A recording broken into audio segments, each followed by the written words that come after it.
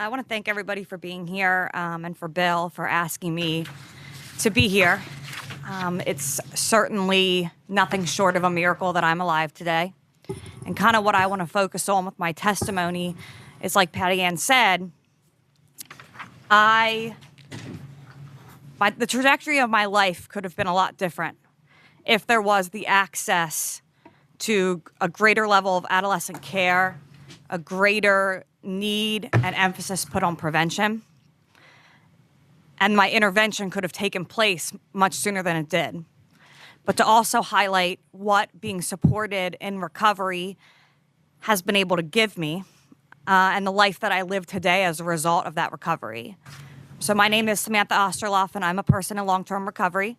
And what that means for me is that I have not used a mood or mind-altering substance since December 21st of 2011, after about a little over a decade of active use of various substances, beginning with the drinking, the marijuana, the typical things that we hear when an adolescent is able to tell their story, and eventually moving on. It's not on.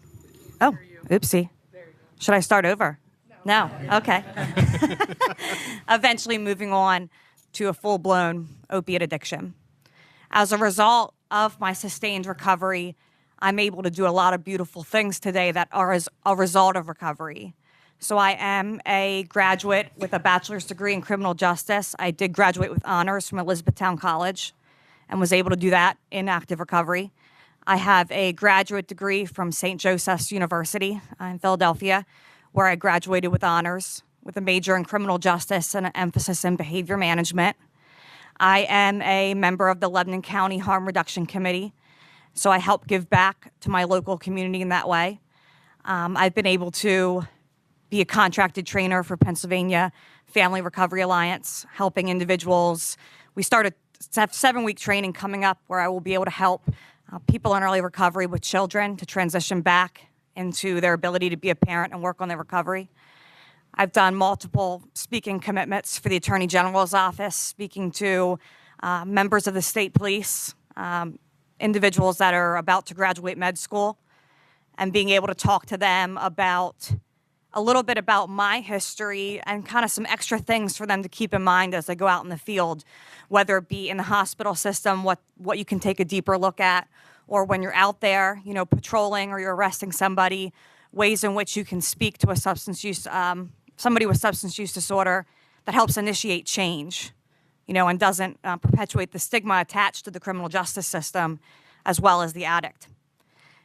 And regardless of those, monetary things I've been given, in a life of recovery, I've been able to cycle off of a dependency upon my state's, Pennsylvania's resources, and been able to become fully financially self-sufficient. And really what's most important to me is the beautiful relationships I've been able to build as a result of my recovery, sustained and healthy relationships with my parents, who are here today. If you have any questions for them, they're in the back. I saw them walk in. This beautiful relationship with my family and the ability to be a mother, because something that really touches my heart that's ongoing part of the epidemic in general is grandparents raising their children's children. And I was blessed enough, which I also will stress, like Patty Ann did, is that I was a person of privilege in a sense of, a healthy, stable household to help me with those things, help me get into treatment, help me take care of my daughter so she didn't end up in the system, and the access to a private insurance policy under my father to seek treatment options. And when I say all that and I talk about, I'm an endocarditis survivor. I had a tricuspid valve repair at the age of 22 as a result of continued IV drug use and my inability to enter into recovery. And when I say that, I have to say that I came from a loving household, a 2-parent household, where I was given all the opportunities that we think of when we think of a successful child, right? I played piano, I played clarinet, I played violin, I was a cheerleader, I did soccer, I did field hockey, I did all these things that on the outside made me look like Samantha's gonna do a really good job in life, right? She's gonna do really well. She's an honor student in high school. She sometimes comes to school late, but doesn't have a large amount of absences. I was a member of the yearbook, the newspaper. I did all this stuff that on the outside made me look like a thriving adolescent. And when I start talking about my story, and we're talking about this topic today of, prevention and treatment and support and lessening the stigma associated with substance use disorder, mental health, and recovery in general, most people's first question to me is, where were your parents? Where were the school administrators? Where were your coaches? Where were these people who were seeing you on a daily basis? And I can tell you 110% that they were right there. So when we talk about a couple of these pieces that early on could provide support, where I talk about early on, I can't tell you that if at 16 or 17, if somebody would have came into my life and said, you need treatment, you need prevention, you need to take these classes or be part of these programs, I can't 100% tell you that I would have joined them and got clean before the age of 24. I can't tell you that that would have happened. But what I can tell you is that it might have provided me a resource to offer and access help, a resource for my family. Because when we talk about the family system, I talk about my story and having a two-parent household. And in the last couple weeks leading up to today, I've talked to quite a few of the parents of some of my peers. And I can tell you that out of that group of peers, those that have not accessed treatment are either dead as a result of a suicide, dead as a result of a car accident directly related to substance use, have been in and out of the jail systems and treatment. Very few who used the way I did, even early on at the age of 15, 16, 17, 18 and above, are living productive, quality of life circumstances today. And I talked to some of those parents of my peers, some of which are not alive, some of which are alive. And I said, what did you guys think? Like, what did you think of what we were doing? And specifically, my one friend's mother said, Samantha, we had an idea of what you guys were doing, but we had no idea what to do. We didn't know how to approach you. We didn't know how negatively the situation was going to play out, and we just didn't know. And I can tell you that story is likely true for my parents as well. They just didn't know. There wasn't a high level of family education. When I think back, and Bill had called me and he asked me a couple questions to make sure that, I was really able to be here for this testimony and provide something beneficial to you guys. And he said, did you ever go to high school under the influence? And I chuckled a little bit because absolutely I came to high school under the influence. Now I can tell you that there were very few days that I drank alcohol before school, so there may have not been a smell. I can tell you there's many, many days that I was under the influence of narcotic pain medication, and many, many days where I was under the influence of marijuana and going to school. I can remember certain days where I may have looked a lot more under the influence than other days. And I cannot tell you that I remember a day when a teacher, a principal, an administrator pulled me aside or looked at me the wrong way. And when I think back to that, I try to think of why. Well, I can tell you that most likely I did not exhibit any warning signs like some of my peers. My peers that may have been deemed druggies, they were coming to school late. They weren't in honors classes. They weren't participating in extracurricular activities. They weren't on the newspaper. They weren't on the yearbook. They weren't in sports or playing varsity. They were individuals who maybe acted out in class. Maybe they were delinquent. Maybe they had a whole bunch of unexcused absences. Those are the people that in my grade were deemed as individuals that may need additional support and may potentially be using drugs. I was not one of those people. So, and I think back to high school of the stigma attached to the individuals that were deemed troubled. I was not deemed troubled. I was a young female with a 2-parent household who wore nice clothing to school, who got good grades, and was kind of left alone. And as I continued to go on, I would go to college. I certainly didn't finish in college. And in my active recovery is really when I finished school. And so we think about now, I work in the field, but I help place adults in treatment. Those with both Medicaid and private insurance within the facilities I work for and the other facilities that I work with. And I can tell you that I cringe when I get a call from a mother and her child is not 18, because I don't know where to send them. It's the same issues that Patty brought up. If they have private insurance, awesome, we're a little bit closer. But do you have private insurance and financial means? Or do you have Medicaid? Okay, cool. Does your family want to be involved in your treatment? Absolutely they do. If I'm a mother, my daughter's 7, and I can tell you that there's even a stigma attached to her being bad in school. Not my daughter. And that's what I see with a lot of parents. It's not that my parents didn't care. They cared a lot, sometimes too much. It's not that my parents didn't see there might be an issue, but my parents weren't aware of any resources. I'm only aware of resources because I'm in recovery and I work in the field. So you think about a scared to death mother who has no idea what the disease of addiction looks like, no idea of, or she'd be scared to death if she knew the progression of the disease and the lack of access to treatment if her child happens to be under the age of 18. We talk about, recovery high schools. And when we think about a recovery high school, a person that is able to continue to attend high school, be active in recovery treatment, clinical care, and not fall back in school. One thing that I thought was so brilliant about recovery high schools and collegiate recovery, which I'll talk about soon, is that it's destigmatized.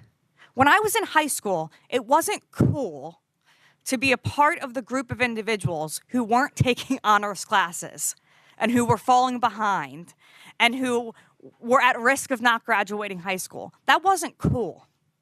Okay, so there was a stigma attached to that person might be crazy. They might have mental health issues. They might have a drug addiction.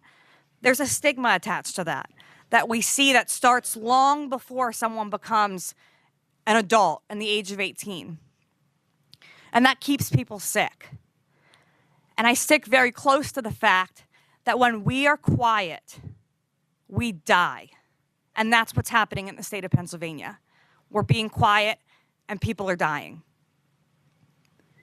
I didn't realize how cool it was to be in recovery until I entered recovery and became immersed and associated with other people who were living the same lifestyle in recovery or were advocates of change or advocates and allies in recovery. And I can tell you that when I went to school as an adult for my bachelor's degree, I sat in criminal justice classes with other adult learners, and I took a substance use class, and I'm sitting there, and I'm excited because I know I might not have to read the book. This is great. This is a class that I can not really try in because I should be in the book, And I sat in these classes, and I had this really awesome professor. And I started hearing the other adult learners open their mouth. And I immediately was concerned. I had not made this decision yet in that part of my education as an adult to self-disclose about my story of recovery. I was being quiet. And when these other adult learners opened their mouth, like I said, I was very disturbed. And I raised my hand and I self-disclosed because I was not going to be quiet and allow these people to enter the criminal justice field having this idea of a substance abuse user. And I remember going up to my professor after class because I was really scared that I had upset him by self-disclosing. And it was the first time in my education ever. And I had done 3 years at college as a traditional student and somehow got 90 credits actively using. And again, what I'll talk about a little more in detail in a minute is the fact that I received narcotic medication from that university's nursing department, from their little like urgent care, I guess, on campus. I went to class actively nodding off after beginning to become an IV drug user. And again, even in human services classes, was never approached by a professor. But thank God for second chances. And this professor, after I self-disclosed at Elizabethtown College, and I went up and I said, I'm really sorry that I self-disclosed. I hope I didn't upset you. And he said, absolutely not. He said, my nephew's a heroin addict. And he just can't stay in recovery. And thank you so much for letting the other adult learners know that people that use drugs and alcohol do recover, and they're not bad people. And what will begin for me is this beautiful opportunity with this professor where I got to speak at the Sheriff's Association conference. He hooked me up with people at the Attorney General's office, and I'm able to go and self-disclose and share my story for the greater good. And when I finished my bachelor's degree, and I was so supportive by that professor and by that university, I wanted to go to grad school. And so I entered grad school at St. Joseph's University. And I remember attending a conference there that was associated with collegiate recovery and the movement all across the United States about collegiate recovery. So Bill told me to come with a definition, so I did, and I'll read that. A collegiate recovery program is a supportive environment within a campus culture. It reinforces the decision to disengage from addictive behavior. It's designed to provide an educational opportunity alongside with recovery support and ensures that students, which is the most important part to me, is that students don't have to sacrifice their education because of their desire and need to be in recovery. And I remember I went to this conference and I heard about this woman named Katie Bean. And I heard that St. Joseph's had a collegiate recovery program. They're called The Flock. And I went up to her and I said, I'm so excited. I'm a St. Joseph student and I'm in recovery. And I can tell you that I was blown away because I had never seen somebody be so excited of the fact that I was in recovery and that I was a student at their university, and how proud she was, and how I immediately became a member of this collegiate recovery organization at St. Joe's called The Flock. And I started to think back to my old experience as a traditional student. And there wasn't an active support system put into place at that university. I did reach out to them for comment, but I'm not sure if they have one yet. But there wasn't that supportive part. And what we need in recovery, regardless of our age, is peer support, allies, and like-minded individuals. Because I immediately, upon meeting this woman, became even more excited to be a student at that university, to offer peer support to other students, to be eligible and able to apply for scholarships based upon the fact that I was in active recovery and changing my life and helping in my community. That's mind-blowing. You know, to be able to take a look at the statistics. I can tell you that when I was in school as a traditional student, my first year I did pretty well. I did all right. I didn't fail anything. My second year, I got all B's. I think I got 1 C. My third year at school as a traditional student, I got all C's and a D. It was in statistics. I'm still not good at math, even in recovery. And my fourth year, I failed out. I failed out of school. I failed out as an intern at a jail actively using. I became pregnant. and I ended up moving home. In my bachelor's degree at Elizabethtown College, I graduated with honors. I did not receive any B's. I got all A's as a person in long-term recovery going to school. At St. Joe's, I got one B. It was in a math class. I barely got a B, and I was devastated. But I'm part of the National Criminal Justice Honor Society at that university. People in recovery can do wonderful, brilliant, beautiful things, but we need the access to the support and care. We need the access early on. We need prevention. And I'm not talking about a DARE program in school. I won the DARE essay. I got a t-shirt that said hugs, not drugs. I still have my DARE shirt. And I'm pretty sure I was mad because I got second place at one point in 1 year and I didn't win the Lion with the DARE shirt. I'm not talking about that. I'm talking about getting out there, getting in the schools. And the thing I want to talk about too, and I really thought about when Patty Ann was speaking, is we can get out there and provide prevention. We can get out there and educate families. We can get out there and provide at-risk students the need for them and their families to be provided prevention, education, and access to services at an early age. But if we go start doing that now, and everybody becomes aware, where are they going to go for treatment? What are they going to do? You know, I know that I was privileged. I was privileged to have access to a great insurance policy with a low deductible. I was privileged to have two parents who, once they realized the severity of my disease, after almost dying, didn't get me clean. After having a beautiful little baby, didn't get me clean. After 2 arrests, didn't get me clean. Well, the second one did, and I give a lot of credit to my arresting officer because he helped save my life. He said, "Merry Christmas, you can go to treatment and not jail." And I'll never forget that because that's one of the reasons I'm alive today.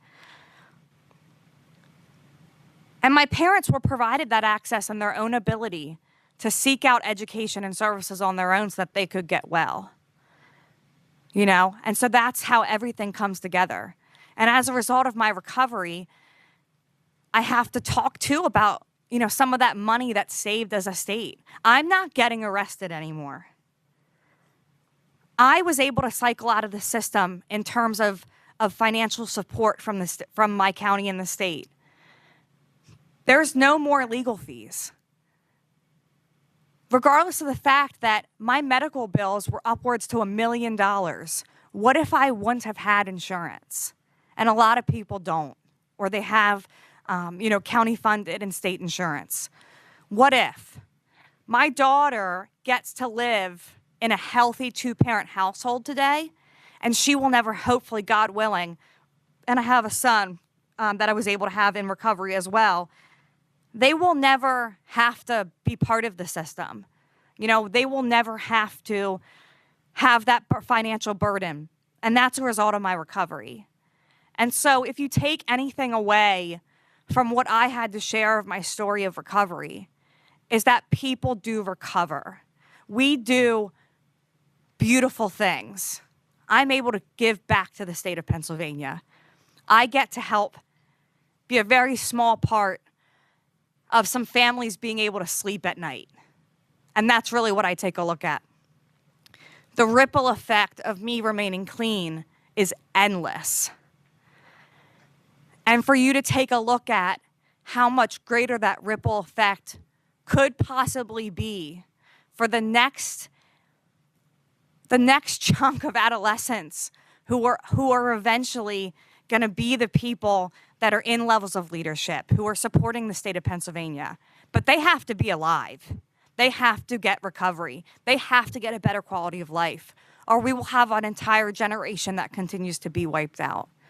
So I thank you from the bottom of my heart for being here and for the opportunity that someone like me, who almost 7.5 years ago was sticking a needle in my arm, is now, able to sit here.